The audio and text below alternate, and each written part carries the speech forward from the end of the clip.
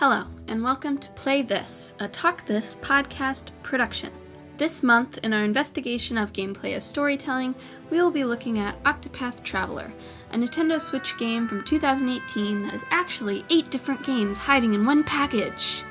If you've never heard of Octopath Traveler, you probably don't own a Switch, because God knows I jumped on it like a starving man looking for food. New exclusives for the Switch are pretty rare. Anyway, let me give you the rundown. In Octopath Traveler, you play as Therion, a thief, also Tressa, a merchant, and Alphen, an apothecary, and Primrose, a dancer, and Ulbrich, a warrior, Cyrus, a scholar, mage, whatever, Hannet, a huntress, and Ophelia, a clerk. And I'm not listing off party members here, I mean that you play as all of them. Each character has their own 4-chapter story that the other party members have exactly 0 meaningful interaction with. You do all the Act 1s, then you do all the Act 2s, and so on. Makes for a pretty weird plot chart. I find Octopath uniquely frustrating. It's the same sort of feeling I got from Iconoclasts back when I did that video, because it should, by all rights, be a really wonderful game, and a lot of it is really wonderful.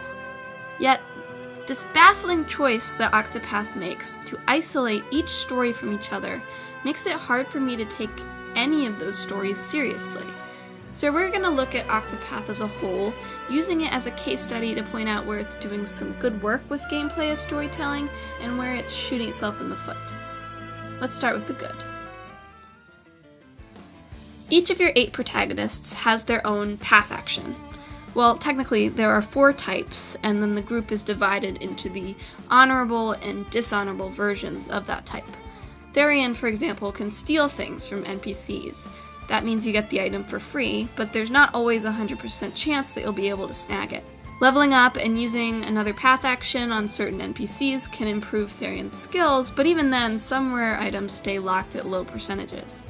Fail too many times and you'll be locked out of performing any path actions at all in that town until you pay the barkeep to spread good rumors about you. On the other hand, you've got Tressa, who can purchase. This means that she can buy anything from townspeople, letting you get your hands on that pesky forbidden dagger you want so bad. Of course, this does cost you money, with a random chance that Tressa may haggle it down. By switching between Therion and Tressa's path actions, you can strike a nice balance of getting everything from everyone in town without totally emptying your wallet. It's the same for the other path actions, except instead of sacrificing money, the honorable way is generally locked out by level. That means if you get lucky with a dishonorable action, you can get information, an ally, or shove your way into a room that you're probably not supposed to get into until later, giving you an advantage ahead of where your level might be. Path actions are an awesome idea. Each one speaks to the character and their personality, and each one always factors into that character's story.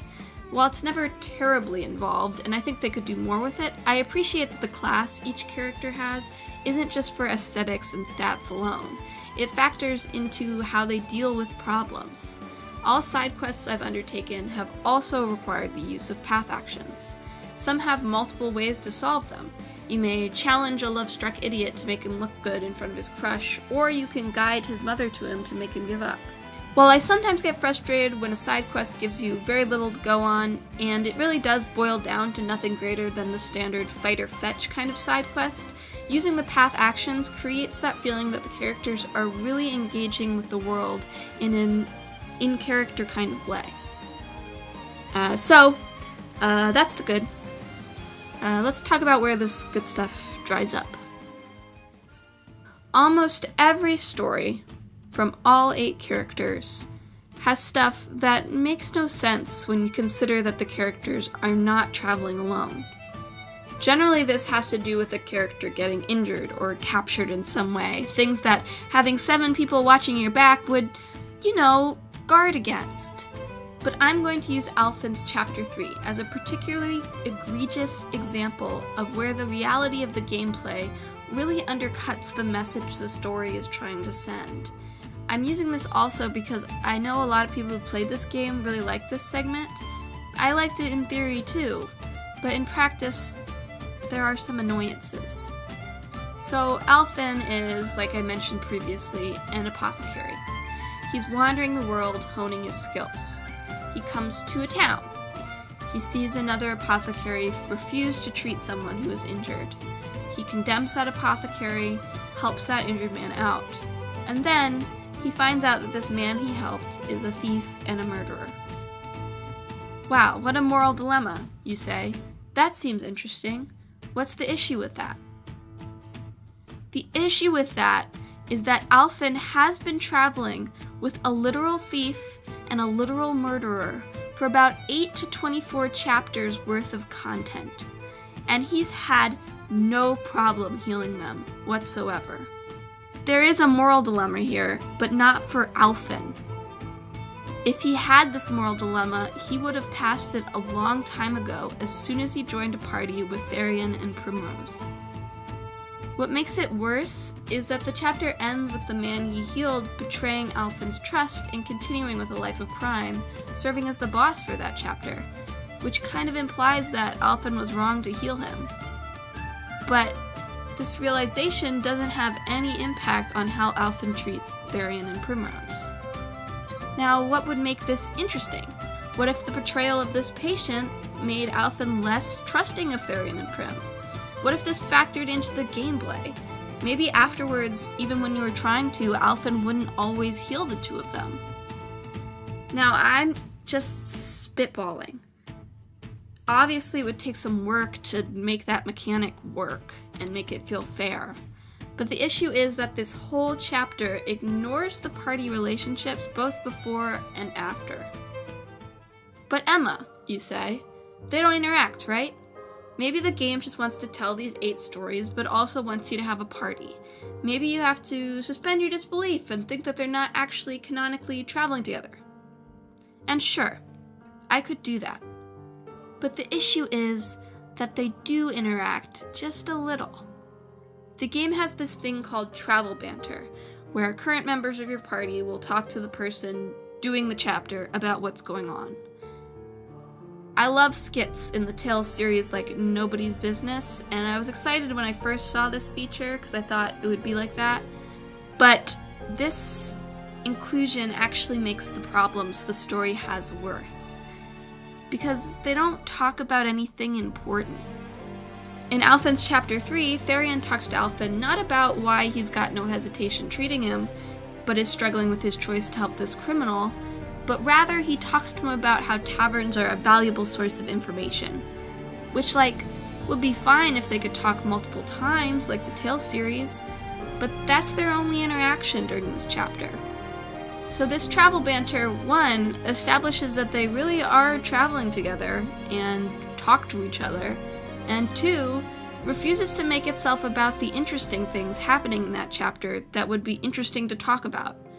They're trying to have their travel interaction cake, but they made it super tiny because they don't actually want to write a central story that all these characters can interact with. Sorry, that was a weird metaphor. Some of the travel banter is fun, and like I said, if there were more of them, like the skits and tales, that would be all well and good. But as it is, it feels pointless.